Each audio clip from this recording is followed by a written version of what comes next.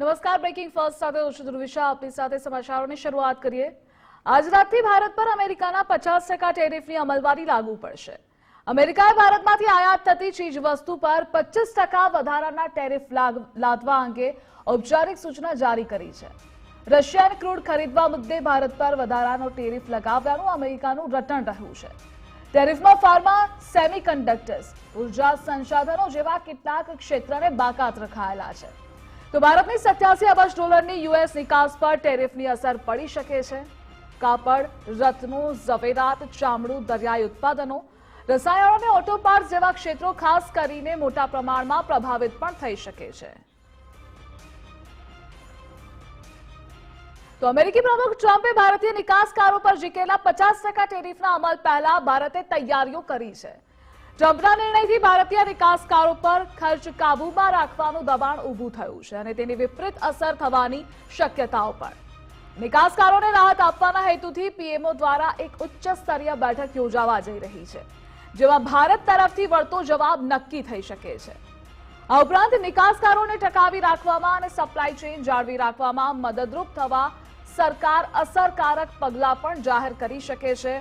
અને આ મુદ્દે આપણી સાથે સહયોગી વિજય જોડાયેલા છે. વિજય, હવે ટેરિફ લાગુ થઈ શકે છે આજ રાતથી. આ સાથે કેવી કેવી અસરો થઈ શકે અને જે બેઠકની અપડેટ પણ મળી રહી છે તેને લઈ વિગતો જણાવશો. બિલકુલ, આજે રાત્રે 12:01 થી ભારત પર અમેરિકાનો 50% ટેરિફ છે તે અમલ થઈ જશે.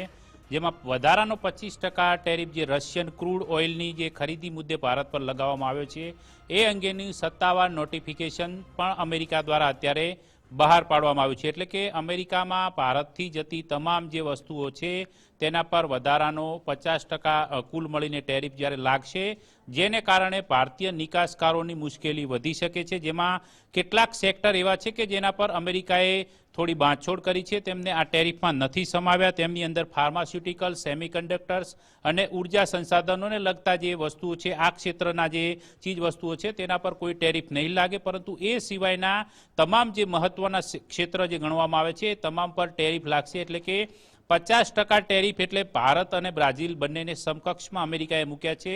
જો કે અમેરિકાનો આ ટેરિફ ગેરવ્યાજબી છે તેવું ભારત અનેક વખત કહી ચૂક્યું છે, પરંતુ આ ટેરિફના કારણે ભારત પર અનેક સેક્ટરને મોટી અસર પડવાની છે. તેમાં સૌથી વધુ ભારતીય નિકાસકારો અત્યારે ચિંતામાં છે, કારણ કે કુલ જે 87 બિલિયન ડોલરની જે અમેરિકાની અંદર ભારત નિકાસ કરે છે, એટલે કે જીડીપીના કુલ 2.5% જેટલો હિસ્સો આ નિકાસનો થાય છે. એના કારણે ભારતીય અર્થતંત્રને આની અસર પડવાની સંપૂર્ણપણે સંભાવનાઓ રહેલી છે. એટલે ભારત પણ આના વળતા જવાબમાં તૈયારીઓ કરી રહ્યું છે. જોકે સૌથી વધુ અસર છે તે ટેક્સટાઇલની સાથે રત્ન, આભૂષણ, ચામડું, સમુદ્રી ઉત્પાદન, ઓટો પાર્ટ્સ, આ જે ક્ષેત્ર છે એની સાથે રસાયણ ક્ષેત્ર છે તેને મોટા પ્રમાણમાં થવાની શક્યતાઓ રહેલી છે, જેને લઈને ભારતીય નિકાસકારો ચિંતામાં છે. તો બીજી તરફ અમેરિકાનો જે ટેરિફ છે એ ટેરિફની સમીક્ષા કરવા માટે આજે વડાપ્રધાન કાર્યાલયની અંદર એક ઉચ્ચ સ્તરીય બેઠક મળવાના જે આયોજન કરવામાં આવ્યું છે એ બેઠકની અંદર નિકાસકારોની જે ચિંતાઓ છે તેનું નિરાકરણ લાવવા માટેના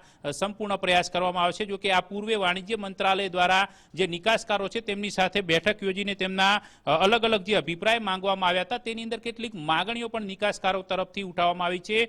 તેમાં સૌથી અગત્યનું તેમણે emergency credit line guarantee scheme છે એ આપવાની સરકાર પાસેથી તેમણે નિકાસકારોએ માગણી કરી છે, કારણ કે ભારતના જે નિકાસકારો પર જે પ્રકારનો ટેરિફ લાગશે તેના કારણે ખર્ચ વધારાની સાથે સ્પર્ધાત્મકતામાં ટકી રહેવા માટેનું મુશ્કેલ બનશે. તો આ પરિસ્થિતિની અંદર કેન્દ્ર સરકાર મદદ કરે તે પ્રકારની માગણી આજે નિકાસકારો તરફથી મળી છે. તેની સાથે સરકાર સમર્થિત જે રિસ્ક કવર વર્કિંગ કેપિટલ મળી શકે તે પ્રકારની માગણીઓ કરવામાં આવી છે, જેને લઈને સરકાર આગામી સમયની અંદર આ જે તમામ નિકાસકારોને લગતા જે કેટલાક સેક્ટર છે એ કેટલાક સેક્ટરને અનુલક્ષીને કોઈ નવી નીતિ બનાવીને તેનું અમલીકરણ થાય તે માટેના પ્રયાસ ચોક્કસ કરશે. જો કે અર્થતંત્રની અંદર વ્યાપક ફેરફાર કરવા અંગેની કોઈ વિચારણા હાલમાં નથી, પરંતુ વિશિષ્ટ રીતે કેટલાક ક્ષેત્રોને સહાયરૂપ થઈ શકાય તે માટેની નીતિ લાવવા માટેની સરકાર એક સ્પેસિફિક ક્રેડિટ લાઇનનો નિર્ણય છે તે કરી શકે છે, જેના કારણે ભારતના જે નિકાસકારો છે તેમને જે વિપરીત અસર થવાની છે તેને ખાળી શકાય. જો કે